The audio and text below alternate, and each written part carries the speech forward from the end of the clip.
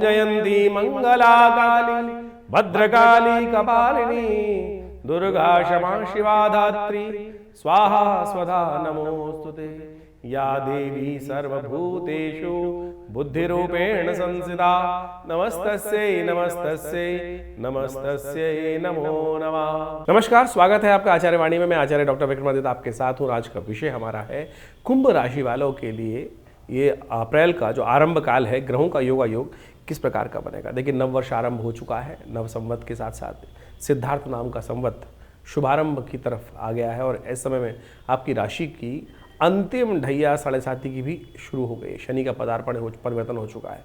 कई ग्रहों का युति एक साथ होकर आपके द्वितीय भाव में उपस्थित है।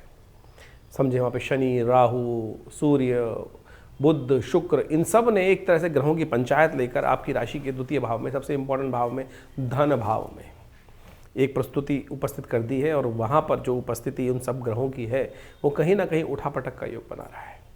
इस संसार में धन एक ऐसी चीज़ है कि जिसके बिना कोई काम नहीं होता। और धन भाव में ही शनि से लेकर, सूर्य से लेकर बुध, शुक्र, राहु जो वहाँ पर धमा चौकड़ी मचा रहे हैं, अपनी पंचायत लगा रखे हैं, ये आपके लिए बहुत समय सावधानी से चलने का है। ऐसे में कई शुभ योग बनेंगे आपकी राशि के दृष्टिकोण से आरंभ काल में, और इन सब ग्रहों का प्रभाव आपको समझना पड़ेगा। ऐसे में खास तौर पर एक ऐसा योग बनकर आपके लिए तैयार है कि आप पॉजिटिव रहें, जैसा सोचोगे वैसा प्राप्त कर लोगे। जी हाँ, धनु राशि वालों, कुंभ राशि वालों, आपके लिए ऐसा योग बन रहा है इस वक्त। चाहे आप छोटे हो, चाहे आप बड़े हो, चाहे आप बच्चे हो, चाहे आप बड़े हो, खास तौर पर ध्यान रख लो इस बात को। स्त्री हो चाहे पुरुष हो, व्यवसायी हो चाहे नौकरी में हो, अगर अच्छा सोचोगे तो अच्छा देखेगा, नेगेटिव सोचोगे तो नेगेटिव सामने घटने लगेगा। कहा जाता है ना, कभी कभी आपकी जिह्वा पर सरस्वती विद्यमान होती है, लेकिन ये पूरा समय जो चल रहा है आपका अप्रैल का आरंभ काल इस प्रकार का चल रहा है कि जैसा बोलोगे ना मुख से कभी ना कभी सत्य हो जाएगा। तो अच्छा अच्छा बोलो, अच्छा अच्छा सोचो और अच्छा अच्छा पाओ, ऐसा जबरदस्त योग बना हुआ है। इसके साथ साथ सुंदर नवरात्र का योग चल रहा है, भगवती की सुंदर आराधना का अवसर है। और ऐसे में आपकी भगवती जो है, भगवती कृपा से गजकेसरी योग आपकी राशि में बनकर तैयार होगा। तो ध्यान रखना पड़ेगा आपको कई मामलों में। मंगल का थोड़ा ध्यान रखिएगा आपकी राशि के दृष्टिकोण से। इस वक्त यदि आपके मंगल को समझें तो पुरुषार्थ के मालिक हैं और साथ साथ आपके राज्य के मालिक हैं, सम्मान के मालिक हैं, और वो होने जा रहे हैं सबसे कमज़ोर। तो पुरुषार्थ कम होता दिखाई दे रहा है। सही में पुरुषार्थ बढ़ाई, क्योंकि मंगल इस वक्त जैसे 4 महीने पहले जिस राशि में थे, स्थिति में थे, कमज़ोर स्थिति में थे, वही तो पुनः होने जा रहे हैं। लेकिन उसको ठीक करने के लिए भी, जैसे कहा जाता है ना कि जिस प्रकार से कुछ खराब होता है तो पहले उसके लिए परमात्मा कोई रास्ता दे देता है, ऐसे सुंदर योग बन रहे हैं। नवरात्र बन रहा है, अंगारक चतुर्थी का योग बन रहा है, यानी मंगलवार चतुर्थी का योग बन रहा है। तो उसमें कुछ खास उपाय कर लेंगे तो आपके ये समस्त कष्टों का निवारण करने का रास्ता ही बन जाएगा। सिलसिलेवार तरीके समझ लें। पहले हम बात करते हैं 1 अप्रैल की, मंगलवार का अवसर, चतुर्थी तिथि है और उस दिन ग्रह नक्षत्रों के दृष्टिकोण से चंद्रमा उच्च के होंगे। लेकिन उससे पहले ग्रह नक्षत्रों का योग बनेगा, पुरुषार्थ अच्छा होगा। समय का सदुपयोग यदि आपने कर लिया तो इस समय में सही रूप से आपकी स्थितियां बहुत अच्छी हो सकती हैं। आने वाले 2-3 दिन आपके लिए बेहद खास रहने वाले हैं। कई मामलों में विशेष तौर पर आपके प्रयास बहुत पॉजिटिव रह सकते हैं। तो जितना पॉजिटिव रहोगे, जैसा हमने कहा, और उम्मीद से भरकर काम करोगे, हिम्मत से भरकर काम करोगे, तो उतना लाभ आपके लिए बनता दिखाई दे रहा है।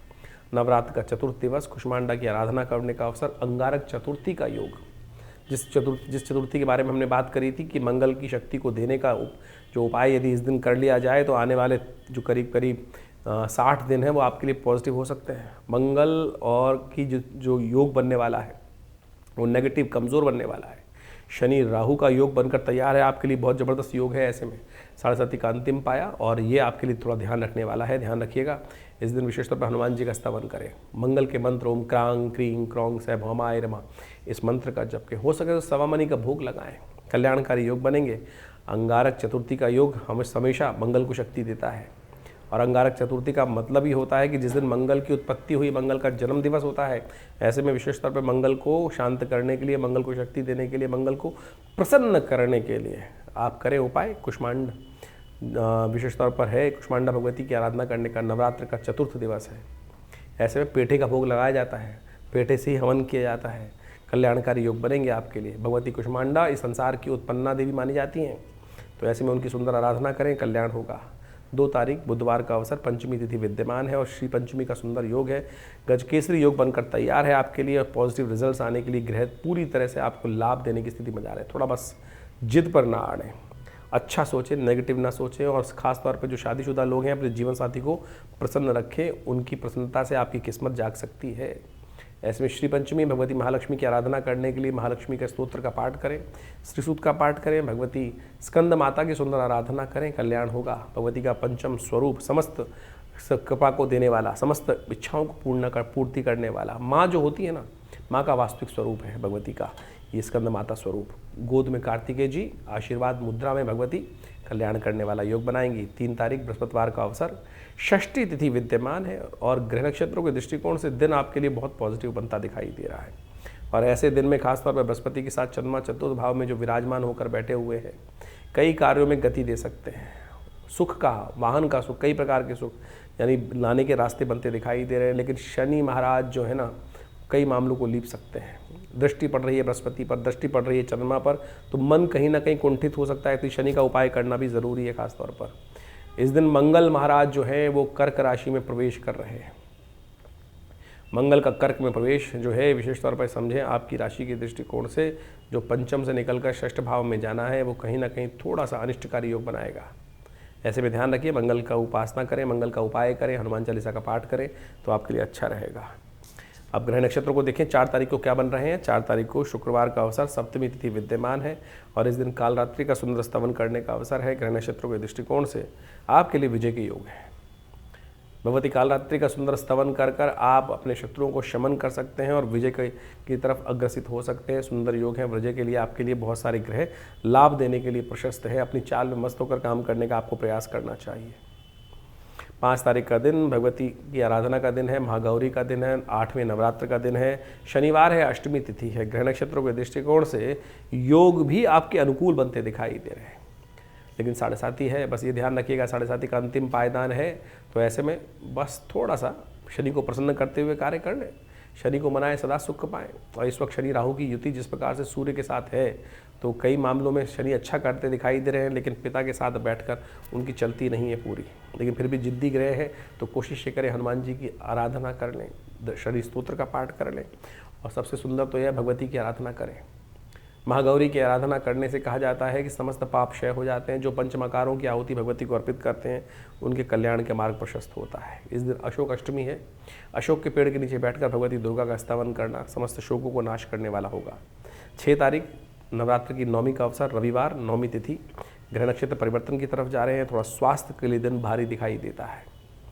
स्वास्थ्य पर और अननेसेसरी के खर्चों से बचने का प्रयास करना चाहिए। कुछ लोग हैं जो अननेसेसरी, कई मामलों में अननेसेसरी खर्चे करा सकते हैं। महानवमी है, साथ साथ रामनवमी है। नए कार्यों को आरंभ करने के लिए सुंदर मुहूर्त है। अभिजीत मुहूर्त विजय का मुहूर्त होता है। ऐसे में भगवान राम का जन्म भी उसी समय पे हुआ है। अभिजीत मुहूर्त में यदि आप कोई भी कार्य आरंभ कर देंगे तो बिना पंचांग को देखे आशीर्वाद लेकर, भगवान का नाम लेकर आरंभ कीजिए। विजय के योग अवश्य बनते दिखाई देंगे। रामनवमी समस्त अनिष्टों को दूर करने वाली तिथि मानी जाती है। महानवमी बहुत सुंदर योग लेकर आ रही है आपके लिए। 7 तारीख सोमवार का अवसर, दशमी तिथि विद्यमान है और ग्रह नक्षत्रों के दृष्टिकोण से बुध महाराज जो आपके द्वितीय भाव में सूर्य के साथ चल रहे हैं, वक्रीते मार्गी होने जा रहे हैं। ऐसे में ग्रह नक्षत्रों का योग थोड़ा पॉजिटिव होगा। बुद्धि सही रास्ते पे चलती दिखाई देगी। जो चीज़ें, योजनाएं सही कार्य कर रहे थे, उसमें कुछ ना कुछ नई शक्ति के साथ अब ग्रह परिवर्तन की तरफ बहुत तेज़ी से आगे भागेंगे और शनि के इस कमज़ोर राशि से निकलकर शनि के साथ युति जो बुध की हो रही है, वो बहुत जल्दी समाप्ति की तरफ जाएगी और आगे बढ़ने का मार्ग, चीज़ों को ऑर्गेनाइज करने का रास्ता आपको खुलती दिखाई देगी। इस दिन पितरों के निमित्त, धर्मराज के निमित्त पूजा की जानी चाहिए। कोशिश करना चाहिए कि शाम के समय घर के दक्षिण दिशा में एक दीपक प्रज्वलित करके रख दें और गायत्री का स्तवन करें, धर्मराजाय नमः इस मंत्र का जप करें। तो कुंभ राशि वालों, आपकी राशि के दृष्टिकोण से 8 तारीख के ग्रहों की गणना भी समझ लीजिए। ग्रह योग दिखा रहे हैं कि मंगलवार का अवसर है, एकादशी तिथि है और कामना एकादशी का योग है। मनोकामनाओं की पूर्ति की तरफ जाने का योग है और समस्त पुराणों के अंदर इस तिथि का बड़ा महत्व कहा गया है। कहा जाता है कि इस जो तिथि के दिन भगवान की उपासना, भगवान विष्णु की उपासना अनेक कामनाओं को पूर्ण करने वाली होती है। तो इस दिन विशेष तौर पर षोडशोपचार भगवान का पूजन किया जाना चाहिए।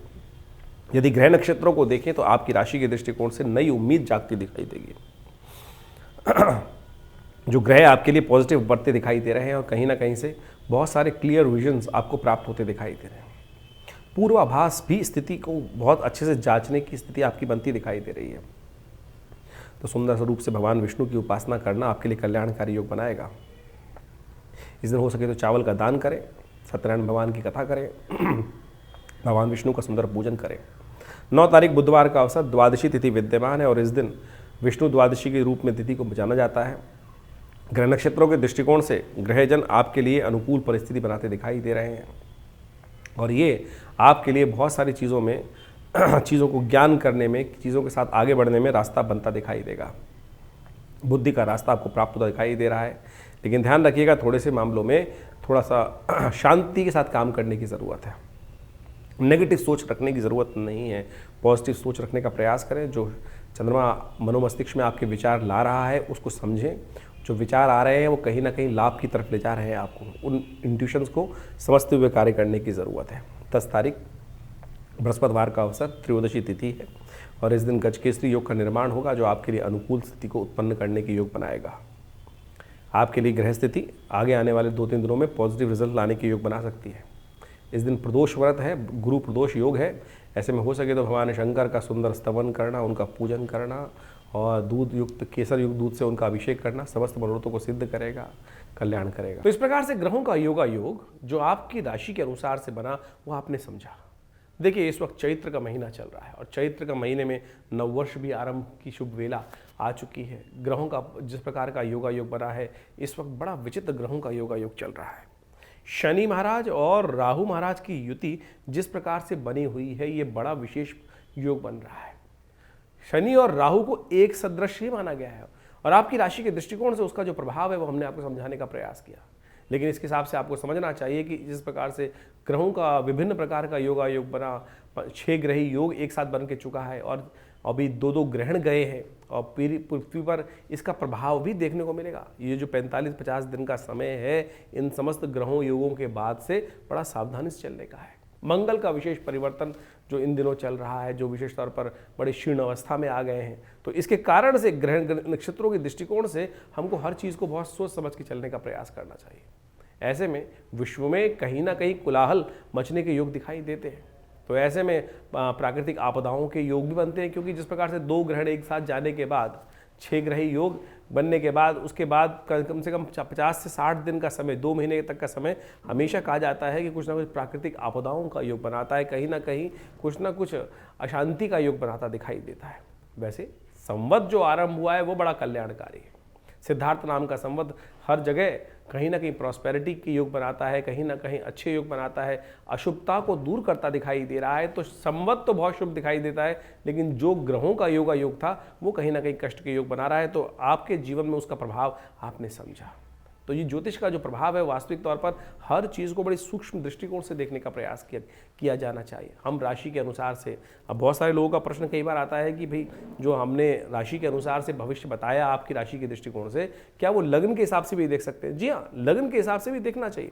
ये विषय जन्मपत्री का है कि हम ज्योतिषीगण जब जन्मपत्री को देखें तो उसमें विचार अच्छे से करें कि व्यक्ति की जन्मपत्री में जो लग्न है वो ज़्यादा प्रभावी है या लग्न जो राशि है वो प्रभावी है।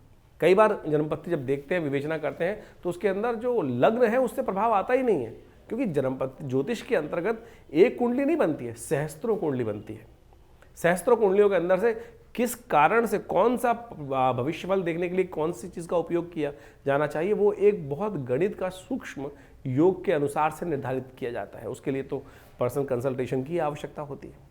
हम जनरली राशि को देखने के लिए सार्वभौमिक रूप से देख सकते हैं कि भाई ये राशि है और उसके अनुसार से गोचर के दृष्टिकोण से उसका प्रभाव समझ में आता है, लेकिन फिर भी बहुत सारी गणनाओं को समझने के लिए ज्योतिष को बहुत शांति के साथ अध्ययन करने की आवश्यकता है और फिर ज्योतिष का वास्तविक चमत्कार भी देखने को मिलता है। जीवन में क्या घट रहा है, कब घट रहा है, क्यों घट रहा है, किस कारण से घट रहा है। यदि कोई घटना घटी है तो उसका कोई ना कोई कारण होगा और उन चीज़ों को सही रूप से ज्योतिष विज्ञान को बहुत अच्छे समझकर जाना जा सकता है और उनमें परिवर्तन भी लाया जा सकता है। देखिए शास्त्र के अंदर समझें कि आपका भाग्य जो बन रहा है वो कर्म के अनुसार से बन रहा है और शास्त्र कहता है अवश्यमेव भुक्तव्यम कृतम कर्म शुभाशुभम, कि हमारे जीवन में जो हमने कर्म किया है उसको भोग कर ही हम उसके कर्म को शांत कर सकते हैं, उसके प्रभाव को, फल को शांत कर सकते हैं।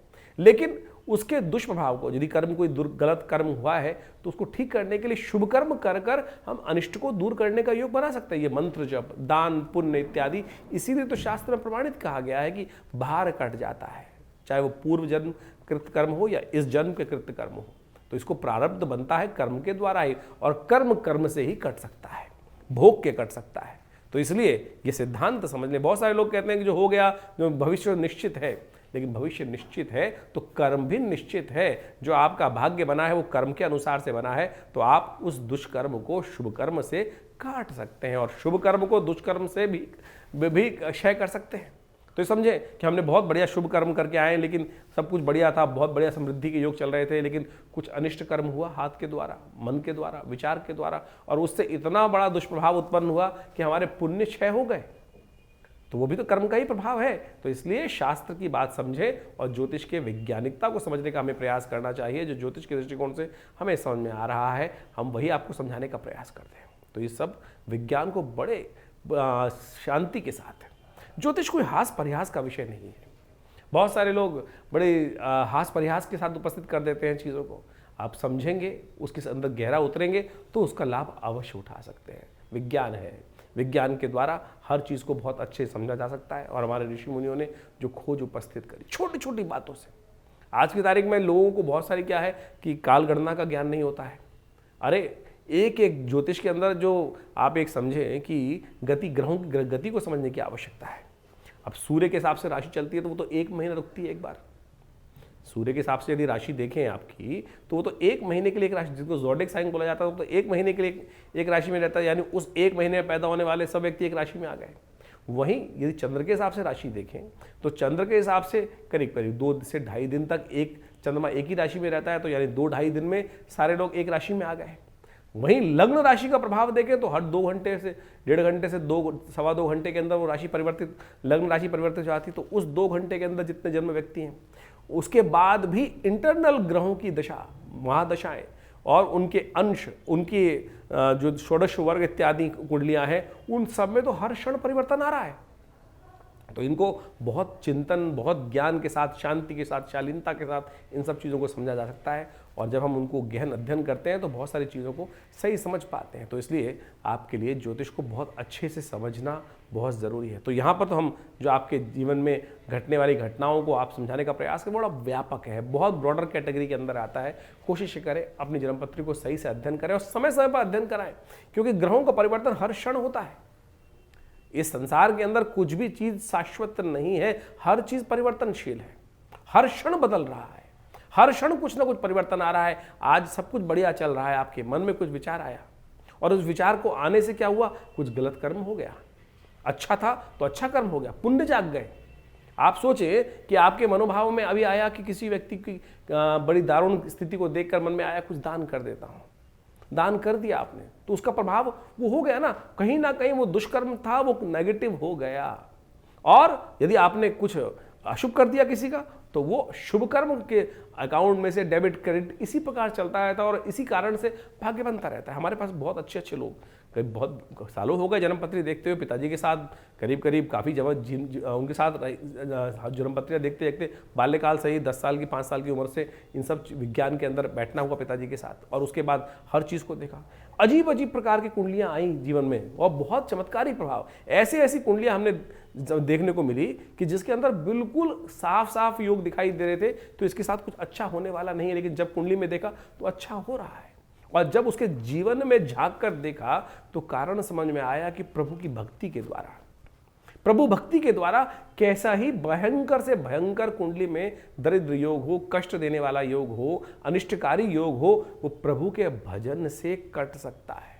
जी हाँ, प्रभु के भजन से कट सकता है, ये सत्य मानिए। और ये योग, और जिसके जीवन में बहुत अच्छे ग्रह चल रहे थे, एक व्यक्ति हमारे पास कुंडली देखने को मिली कि इतने बढ़िया ग्रह योग लेके बैठा है, लेकिन कुछ हो ही नहीं रहा है। उसकी कुंडली में एक योग था, जिस प्रकार से मंगल का बड़ा विचित्र प्रकार का योग था, और जब उससे उसके जीवन में झांक कर देखा कि ये ग्रह काम क्यों नहीं कर रहे हैं, तो उसकी कुंडली में दोष था पितृदोष। पिता का सम्मान ही नहीं था, माता पिता का सम्मान ही नहीं होता था, रोज माता पिता के साथ झगड़ा हो रहा है और उसके कारण से पिता रुष्ट रहते थे। हमने देखा उसके कारण से सारा भाग्य सो गया और वही एक कारण है। तो ये सब चीजें देखने की आवश्यकता है। कर्म कहाँ हो रहा है, किस प्रकार से कर्म हो रहा है, और यदि उन कर्मों को, सिद्धांत को ज्योतिष के सदगुरु की आज्ञा से आप समझ लें। हम तो लगे हैं ज्योतिष के दृष्टिकोण से उपाय करने के लिए, केवल अंगूठे पहनाने के लिए। लोग अंगूठे पहनाए जा रहे हैं, कोई तेल चढ़वाया जा रहा है, कोई कुछ और किए जा रहा है। लेकिन ज्योतिष के अंदर बहुत सारे सूक्ष्म विज्ञान के अनुसार से एक एक चीज को अध्ययन करने की आवश्यकता है। आज ज्योतिष में हो क्या गया है कि हर कोई ज्योतिष के अंदर कुछ बेचने के लिए आ रहा है।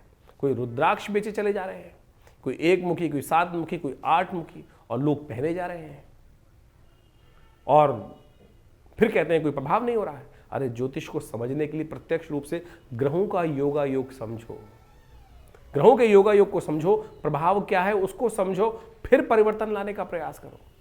ऐसा नहीं है कि रत्न परिवर्तन नहीं लाते, बिल्कुल लाते हैं। रुद्राक्ष परिवर्तन नहीं लाते, बिल्कुल लाते हैं। यज्ञ इत्यादि, मंत्र इत्यादि, दान इत्यादि, पुण्य इत्यादि सब परिवर्तन लाते हैं। लेकिन किस कारण से, कैसे होगा, कब होगा, किसके लिए कौन सा मार्ग सुगम है, किसके लिए कौन सा मार्ग दुर्गम है, किसको किस मार्ग पे जाना चाहिए।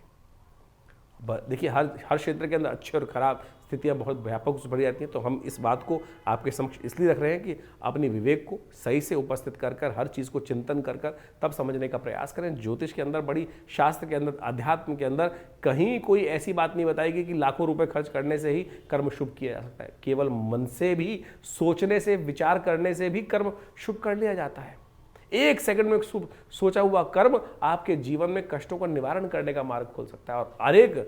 और नहीं, अगर बुरा सोच रहे हो तो बुराई घटने के योग बन सकते हैं। उपनिषद, वेद इत्यादि जो ग्रंथ है, पुराण इत्यादि ग्रंथ है, इन्हीं कथाओं के माध्यम से आपको हर चीज़ समझाने का प्रयास करते हैं। समय समय पर हम आपके समक्ष वो सारी बातें रखते ही हैं। तो अभी तो चैत्र के आरंभ में बहुत सुंदर योग बना हुआ है। कर्म करने का तरीका क्या है, भगवती की आराधना, नवरात्र का सुंदर योग चल रहा है आश्रम पे। इन पूरे नवरात्रों में सुंदर यज्ञ रहेगा, सुंदर ये व्यवस्था है। माँ भगवती दुर्गा सप्तशती के नित्य प्रति यज्ञ चल रहे हैं और वो नवरात्र के पूरे महीने चलेंगे। और उसमें आप आके स्वयं बैठिए, माँ भगवती का दर्शन कीजिए। जो ये 1947 में मुल्तान से, भगवती का पाकिस्तान से इतना चमत्कारी शिव विग्रह आया, आश्रम पर प्रतिष्ठित है, उनका दर्शन कर लेने मात्र से भगवती की कृपा प्राप्त हो जाती है और हजारों लोगों ने उनका अनुभव किया है। आप भी आइए विवेकानंद योगाश्रम में इस दर्शन यज्ञ के अवसर पर, जो यज्ञ नित्य प्रति शाम को चलता है करीब करीब 6 बजे से लेकर रात्रि में 8 बजे तक। उसमें आप आएंगे, यज्ञ में बैठेंगे तो माँ भगवती का सुंदर आशीर्वाद मिलेगा। और उसकी व्यवस्थाएं जानने के लिए आप फ़ोन पे संपर्क साध सकते हैं। इसके अलावा अभी बहुत जल्दी महावीर जयंती आ रही है, हनुमान जी के सुंदर यज्ञ की पूजा पाठ रहेगा। तो आप उसमें बैठकर सुंदर रूप से भगवान की कृपा प्राप्त करने के लिए सिद्ध मनोकामना सिद्धि मंदिर में हनुमान जी के सानिध्य में बैठकर बहुत सारे कर्म इत्यादि, यज्ञ इत्यादि चलते रहते हैं। हमारे आश्रम पर नित्य 8 घंटे यज्ञ चलता है और भारतीय संस्कृति में यज्ञ प्रधान संस्कृति कही गई है। हम दान करने जाते हैं किसी को, पता नहीं वो व्यक्ति दान का अधिकारी है कि नहीं है। आपने दिया दान और उसने कुछ उल्टा सीधा कर्म कर लिया, शराब पी ली, कुछ और कर लिया, तो फिर वो दान तो व्यर्थ चला गया। क्योंकि दान देने से पहले इस बात को भी समझना चाहिए कि वो दान जिसको दे रहे हैं वो लेने का अधिकारी है भी कि नहीं। तो ऐसी बहुत सारी चीज़ें समझने की आवश्यकता है। तो यज्ञ में जो हम आहुति देवता को देते हैं तो सीधा देवता तक पहुँच रही है ना, तो उससे बढ़िया कौन सी चीज़ हो सकती है। तो इसलिए शास्त्र में कहा गया यज्ञो वै श्रेष्ठतमं कर्म। और हमारे विवेकानंद योगाश्रम दिल्ली में नित्य प्रति 8 घंटे यज्ञ पिछले करीब करीब 50-60 साल से चलता है। आप भी हर रविवार को इस यज्ञ में बैठ सकते हैं और बहुत सारी व्यवस्थाओं का लाभ ले सकते हैं।